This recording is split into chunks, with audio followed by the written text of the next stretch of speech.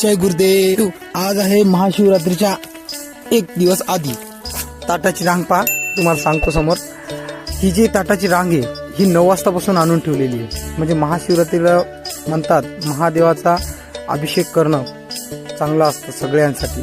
त्याच्यामुळे सगळेजण 8 वाजता कोणी 9 वाजता ज्याच्या त्याच्या परीन होईल असे ताटा आणून ठेवले. पहा मंडळी, ही रात्रीचा 12 वाजताचा शूट आहे आपला.